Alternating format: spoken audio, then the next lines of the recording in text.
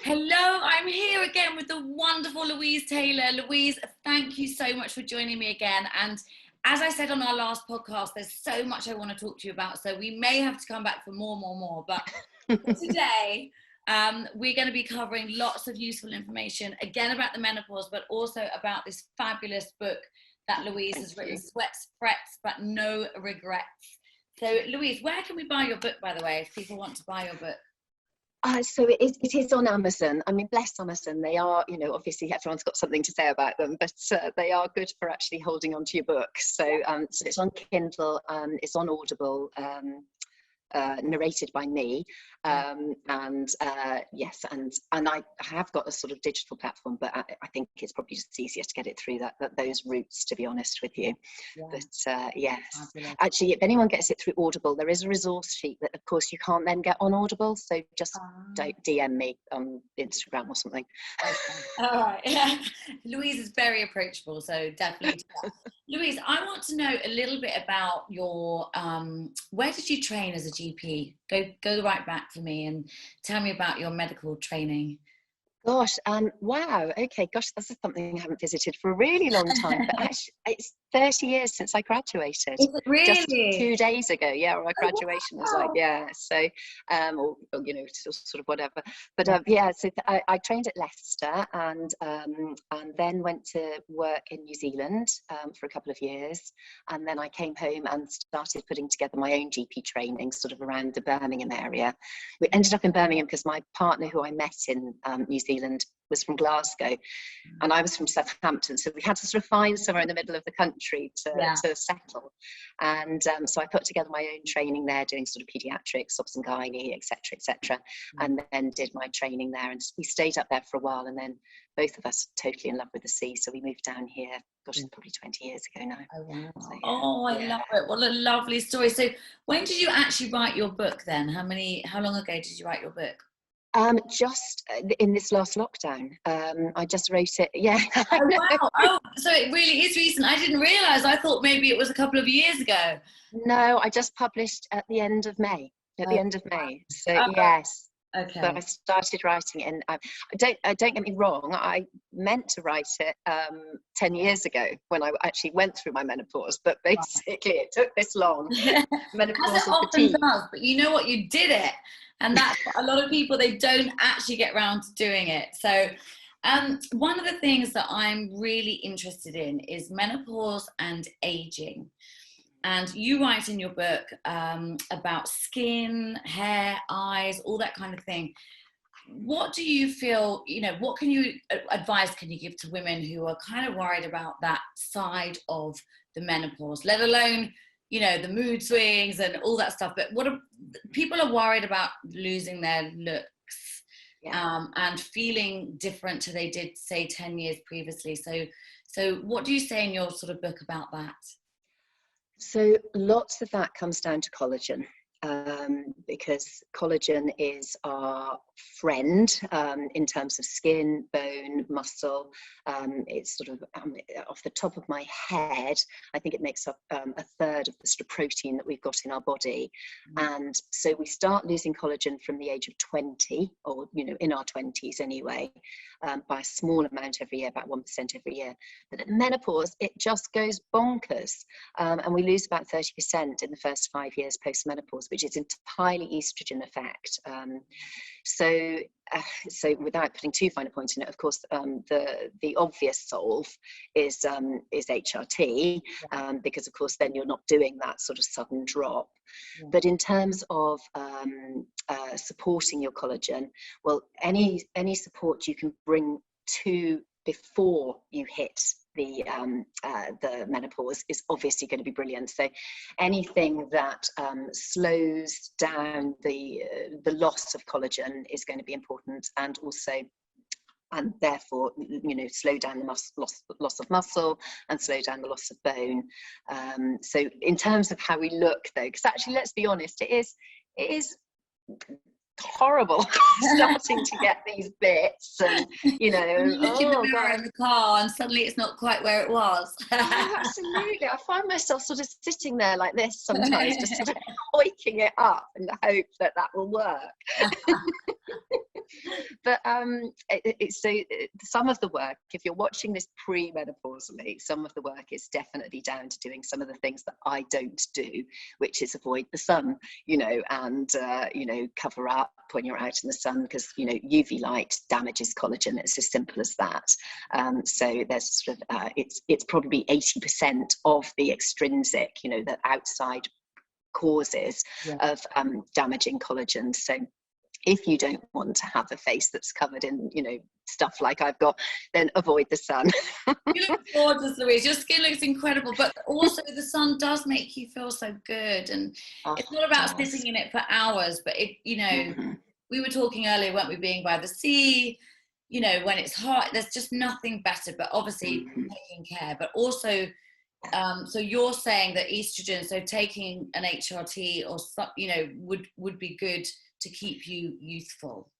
I mean, it's a horrid thing to have to say, because there's a whole bunch of people out there who can't take HRT. The difficulty for lots of women is, obviously things like breast cancer. There's not an opportunity to take HRT. Yeah. But I mean, that said, of course, there are some other solves. Making sure that you've got a really good diet for collagen is really useful. I'm really looking into collagen supplements at the moment, because obviously it's a massive, massive business, nutraceuticals. Yeah. And not everyone can embrace that, in terms of, some of these collagen supplements are like 50 quid a month, aren't they? Yeah. So, so I'm looking at all the research at the moment, and don't get me wrong, that a lot of the research does appear to show that there's an improvement in the collagen, and therefore skin elasticity and skin dryness, etc.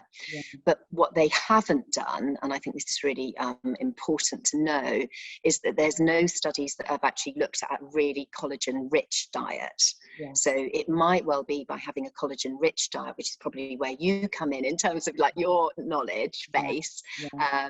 Yeah. There's nothing to say. But so if a collagen supplement actually does show to work, then actually, why wouldn't a collagen-rich diet work too? Which I truly believe it does. And I haven't had the studies done, but I know that when you clean up your diet, when you remove the sugar, when you add in the absolutely incredible amount of greens and rainbows, sort of fruits and vegetables, mostly vegetables, some fruits, and when I say that, I don't mean, because some people say, oh, but I love fruit, and that's fine. But it's just that if your whole diet is fruit heavy, so you're having strawberries, bananas, grapes every day for breakfast and for lunch, but you need that variation. So things like cucumbers, which are incredibly full of, they're full of minerals and vitamins, and they're really hydrating. Watermelon, you've got all your green, so watercress is amazing. Parsley, things like that, really high in vitamin C, also high in calcium. It's really easy. And if anybody wants the list, I can send it to them. But it's really easy to start incorporating more into your diet. And if you make that switch between the sugar, so I'm talking even high carb sugars like white pastas, white breads, etc. If you get rid of that and replace it with your quinoas, your brown rices, and loads of vegetables, loads of water, lemon in the water, lots of ginger, fresh ginger, you will notice the difference within about 8 days. I mean, it is brilliant. Unbelievable. And I think, and also in your hormones as well. So, this is so important to have that kind of lifestyle the majority of the time. And one of your chapters, actually, we'll touch on this briefly. I love it. It made me laugh. The title, Wine, Gin and Me. And I actually went straight to that chapter. What's she saying? Can I have one? Because it's so interesting. But one of the things that I know, and you've written about this, is that when you hit menopause, alcohol almost becomes impossible. But I believe it's the body looking after you, because the body is saying, actually, that's going to spike your sugar level too much. It's going to send your hormones out of sync. So I'm going to make it very unpleasant for you to have. I love that. You're absolutely right, though. You're absolutely right. It's just, I love that. And I love all your food choices, because that's exactly what I'd recommend. I just think, I mean, that's where your fantastic skill set is, isn't it? It's just like, and that's where, you know, like in my book I say, you know, once you've done all of these things, you know, and you need more help, go and seek out a nutritionist, go and seek out, you know, someone who fits with your system, because that, you know, this is quite difficult to make these changes without someone else sometimes just holding your hand. Yeah, You know, exactly. it might make sense to you and me, but actually sometimes, well, why? You know. Yeah. And this is why these is so important that we're saying what we're saying, because I think a lot of people, they suffer in silence, they kind of do all these things, because the other thing that's quite a serious factor about the menopause is heart disease in women, the risk of heart attacks and strokes. So what's your feelings on that? What would you advise somebody, and what's the dangers that we kind of enter into during menopausal time? Well, I mean, the heart disease thing for me actually was, I learned quite a lot myself when I was researching it, which I know probably I shouldn't say as a GP, but some of the stuff about the way women walk through heart disease was quite an eye-opener, in terms of the fact that, you know, obviously we've been protected up to the point of the menopause because estrogen has a protective quality, you know, protecting the blood vessels because there's collagen in the blood vessels, you know, and protecting, you know, sort of protecting us from heart disease, protecting the way we lay down cholesterol, you know, atherosclerosis, etc. And then we pass through the menopause, and we not just catch up with men, we actually overtake them in terms of our heart disease. And you know, lots of women probably won't realize, because you know, we worry, don't we, about breast cancer. That's the biggie. We generally know someone with breast cancer, but actually we don't generally know someone who's had a heart attack. And you know, but heart disease is still the #1 killer of men and women, you know, across the world. And I think you're right. I don't think there's enough emphasis on it, and it really is really dangerous, which is another absolute vital factor of why we need to look after ourselves. And this is not to scare anyone, but it's just to sort of warn you that you have to protect. And in a way, when I'm talking about the skin beauty earlier, it's not just about the outer, it's about the inner, isn't it? Like you're talking about the blood vessels and the organs and everything else. So it's to look after your outer skin is a reflection of what's going on inside as well. You couldn't have said it better, to be honest with you, because yes, what's happening here is happening inside, you know, and we might be devastated when we look in the mirror, but actually we've got to recognize that, yeah, it's all happening inside too. And, you know, and for me, the heart disease thing is huge. And in addition to that, of course, one of the chapters in my book that I just wish I could just send out as a, you know, just do a whole book on it, is the vaginal changes, because of course, you know, the vagina is made of collagen, you know, and obviously, you know, women are giving up sex in their hordes, you know, they basically are uncomfortable, they can't sit still because they're so uncomfortable, and they're just putting up with that.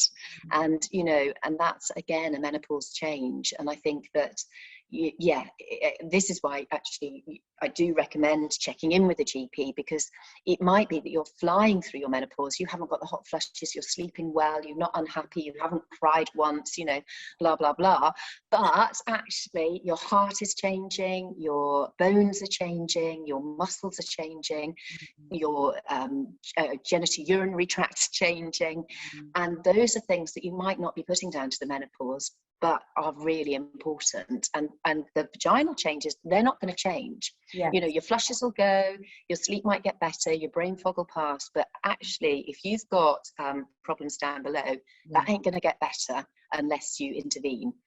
And that is something, again, that so many women might not want to go and talk to their GP about. I mean, from a GP point of view, can you request a woman? Are you able to? So if your GP is a man, and you don't, as a woman, you don't want to discuss this with a man, how can you go about that? You can, even when you're just booking your appointment, you can say to the receptionist, I'd really much prefer to speak to a female GP, please.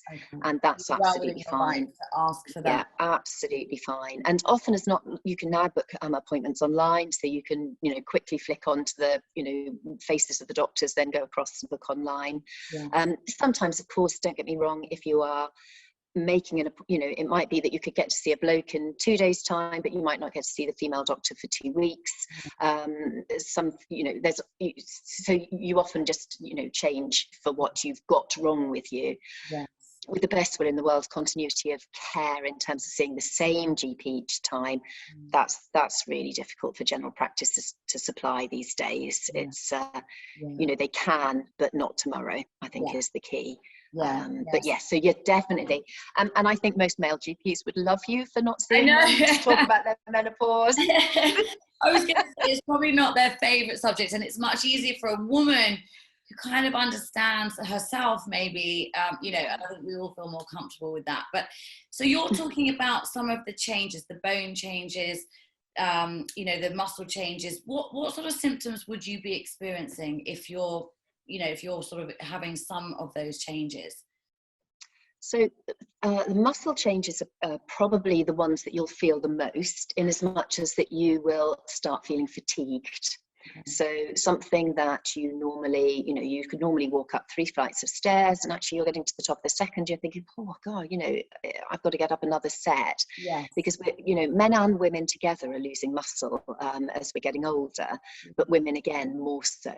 And so that's where, if you can enter the menopause really well stocked, then it is much better. And one of the things I say in my book is that if you've got daughters, you know, really try and promote the Amazonian body type rather than the waif.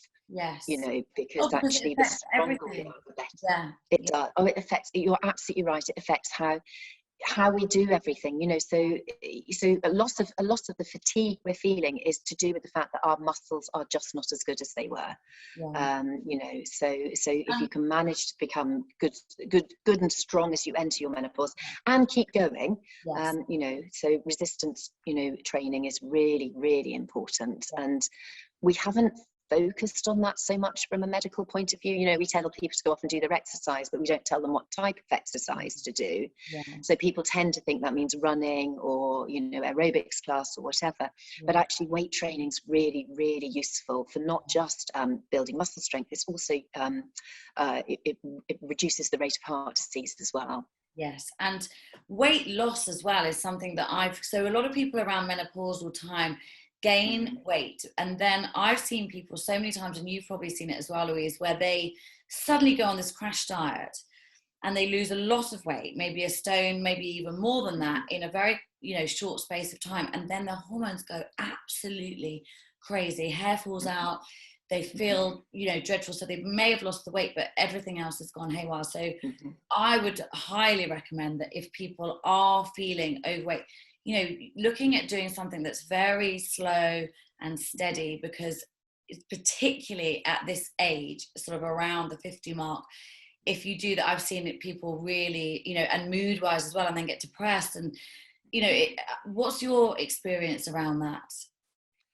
I think you're absolutely right. I mean, people go into panic mode, don't they? And again, what I'd really like everyone to do is buy my book when they're 40, not when they're menopausal. Yes. You know, because actually, if they can start making those changes in a nice, gentle sort of way, then actually a lot of the changes that occur at the time of the menopause simply won't happen. In terms of, for instance, I mean, lots of things will change, of course, but that visceral fat gain, you know, that central fat holding up the organs, you know, that you've got much more control of that if you're looking after your microbiome from, you know, from, well, let's say look after your microbiome from when you're born, but, you know, we're talking about women now and women facing the menopause. If you can start changing your diet to fit with a healthy microbiome, then likelihood is you're going to suffer far less consequence in terms of that sort of weight gain. Because, you know, let's be frank, it is going on, and it's going on centrally, and it's going on no matter how well we exercise, you know. And that for me was another thing. You know, I gained, gosh, I think, I'm trying to think, I went from 61 to, I gained 7 kilos gently in that perimenopausal time. And you sort of get used to yourself. And no one else is saying, actually, you've got a bit porky, Louise. Because because you don't, do Yeah. you? You don't tell your friends that actually they've gained a bit of weight. You know, I say in Yeah. my book, don't I? You wouldn't think twice about telling one of your mates to give up smoking. Oh, You know, yeah. you'd be like, oh, nasty habit, horrible, you know, Yeah. stop it. Yeah. But of course, we don't talk about weight together, apart from, you know, oh, does my bum look big in this? And we all just collude with each other and go, no, darling, not at all. I know, and you know, there's an element of embracing it, but there's also an element of just being aware about the health factors of weight gain too. So it's about that sort of safe middle ground, isn't it? But it is quite normal for women to gain some weight, isn't it, around that time? And actually, it's a natural process. It is. I think the key thing is that you're moving, when you've got estrogen around, you're moving from, you know, we tend to go hips and arse, don't we? Basically when we're sort of younger, but actually what we notice then, of course, is that as we become less estrogen, basically it starts becoming central. We start becoming more bloke-like, essentially. Yes. But that is the dangerous fat. That's the fat we don't want. So it's all right to maybe have a little bit of extra covering. That's fine, and don't get me wrong, I'm carrying extra weight at the moment. I know I am. Yeah. But I don't want it because it doesn't make me feel happy, but also because I know it's actually really unhealthy. And it will be increasing my cholesterol, it will be increasing my triglycerides, it will be increasing my risk of cancer, and it will certainly be increasing my risk of heart disease. So that central abdominal visceral fat we need it gone, basically. You know, and I'm sure, you know, your nutritional plans are all about supporting the microbiome, aren't they? Yeah, and the microbiome is like, it's just like a beautiful cape of protection against those things. Yeah, it is key to everything. And you know, if your gut health is good, and this is what people, you know, it's really good to understand, then the rest of you works efficiently, and actually even more so your liver. So I test a lot of people's health, and I see a lot of really congested, very toxic livers, and it's no surprise because that person is feeling pretty lousy. And if you can, you know, there's so many things you can do, which is for another podcast, but it's, you know, it's just a really, really good idea to focus on those cleansing things. You know, even just a really simple herb like milk thistle is great just as an introduction to sort of cleaning up the liver, and then having things in your diet, even something, again, really simple like sauerkraut. Because sauerkraut helps to produce good bacteria in the gut, it helps to keep your gut happy. You know, if you're a person that's suffering from acid reflux or bloating or anything like that, it's just an imbalance, and it's quite easy to correct. But the people can go on and on and on. I've got clients that have been suffering for 20 plus years, you know, and then it sort of leads to other things. So you just, you know, getting on top of the really simple things. You know, I had a client recently that was having terrible menopause, and she was having migraines once a week, and we just did loads of work to clear up the liver and to really sort of clean the blood, and she hasn't had a migraine, I think, for 3 months now. So, you know, that's fantastic. it's simple. So now I know, Louise, that you are very much into yoga, and you're a real advocate for yoga in menopause. Yes. So are you a teacher? Are you a yoga? I am a yoga teacher. Yes, I am a yoga teacher. Okay, so is this your new business, or is this what you do now, or where are you at with your yoga teaching? So I still work as a GP, and I've added the yoga. Adding the yoga was one of those beautiful happenstances that I've practiced yoga for 20 years, and a girlfriend of mine who lives in New Zealand texted me to say she was coming over, you know, to just have a sort of sabbatical time, and would I fancy going to do a yoga teacher training program with her for 3 weeks in Spain? And you said, I was like, well, why not? Yeah, awesome time. And that was pretty much it, because you know how you know, when I turned 40, I was like, right, I'm going to just say yes to stuff, you know, as long as it's not dangerous and it's not going to kill me, I'm just going to say yes to stuff. And so I was like, yeah, why not? So I loved the training. I just thought it was absolutely wonderful. And then it was a 5 elements training, which means that I was sort of, you know, the poses and the so the asana and the pranayama and the meditation are all based on the elements of the Ayurvedic elements, so the sister science of of yoga.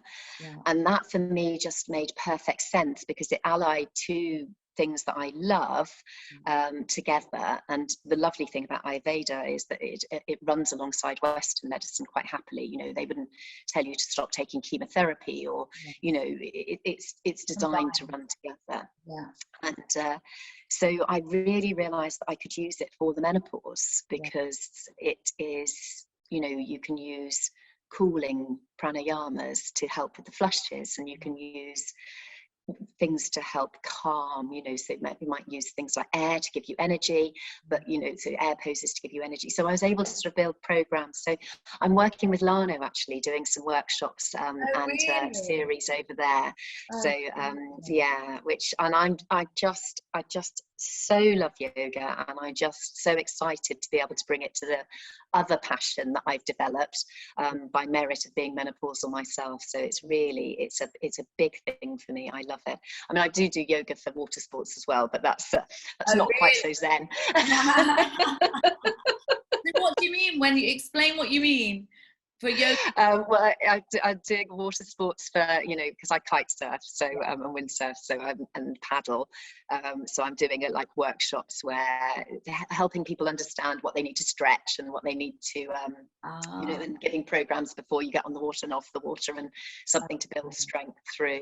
But yeah, so it's quite different though. I mean, you know, the yoga for the menopause is much more about, you know, cooling down and, you know, making yourself happier and building strength, whereas this is more about get out on the water. So that sounds absolutely amazing. And I thought you were talking about yoga while kite surfing or something for a moment. oh gosh. I know you can do yoga on the paddle boards. We did it in Mexico a few years ago, and it was so amazing. But I didn't know there was. But that sounds amazing. See, she's a strong lady, Louise. You're very impressive. I'm going to put you really on the spot here. So, if somebody's suffering from anxiety, is there something you can do breathing-wise, regards yoga, that would take you out of that sort of anxious feeling?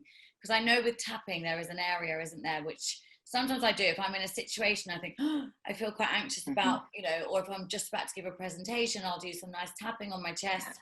Is there anything yoga-y that we can kind of go away with after this? Totally. I mean, to be frank with you, anything where you extend your exhale over your inhale will actually bring a sense of calm.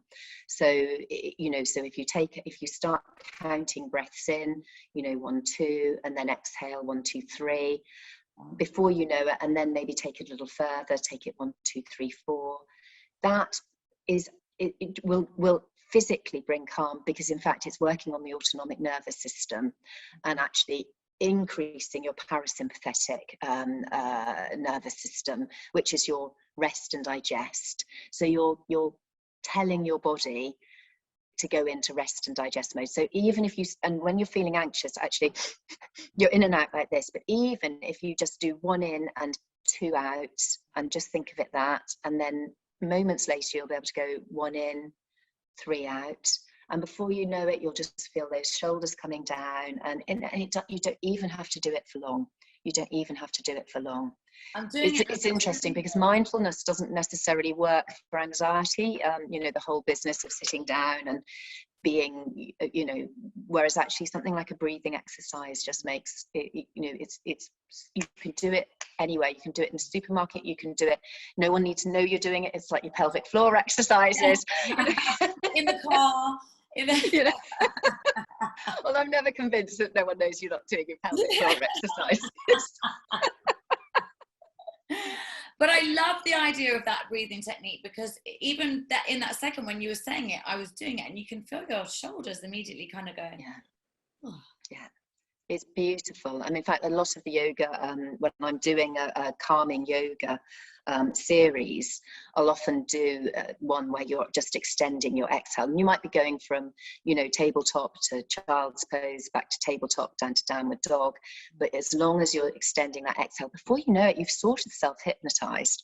It's just so joyful, you know, it's just lovely. And you know, even just before bed, doing something like that will bring just, you know, better sleep and reduced flushes. You know, I'm really you can do CBT for reducing your flushes, and that's because of this whole triggering of the autonomic nervous system. But something like that before you went into a high-powered meeting will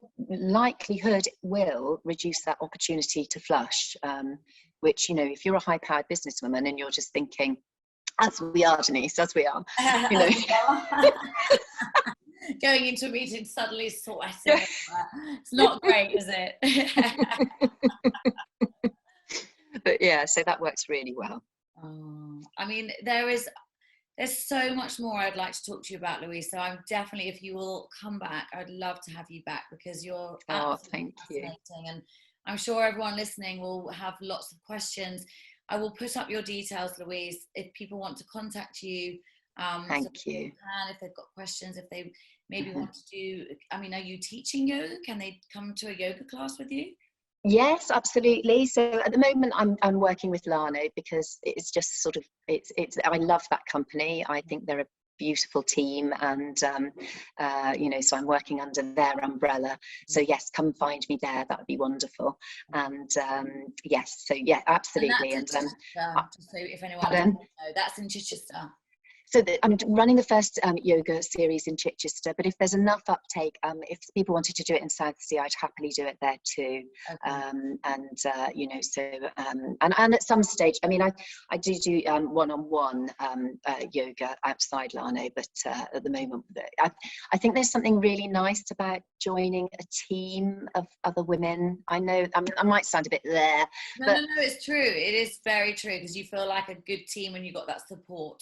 Yes, absolutely. And one of the things actually I'm really hoping to do with the yoga is, if everyone does feel supported and safe within that group, I'm going to tack on an active meditation at the end, at the last week. And, you know, but people don't have to do it if they don't want to, but active meditation is extraordinary for bringing, you know, for bringing energy. So yeah, that would be something. So if anyone wants to sort of talk about that separately, that's absolutely great as well. When are you starting this wonderful yoga then? What date? So it's not going to happen now till October, in fact, because we were thinking August, but the weather's just too nice. No one wants to be in a yoga studio, no matter whether they're cooling down or heating up. So so yes, it'll be October for that one. And I must put in a plug for my friend. I'm not an HRT expert, but if you wanted to get an HRT expert, Dr. Katie Armstrong locally is excellent. So if you wanted to do something just on HRT, then she'd be fab. Oh, Louise, you're an absolute joy. Thank you so much. And go and do some kite surfing. Is there enough wind today? Not today, I'm afraid, but yeah. There's sunshine, but no wind. Yeah, I'll see you on a paddleboard. Yeah, definitely. We'll talk again very soon, but thank you so much. I really appreciate your time and love the book. Absolutely love the book. Highly recommend.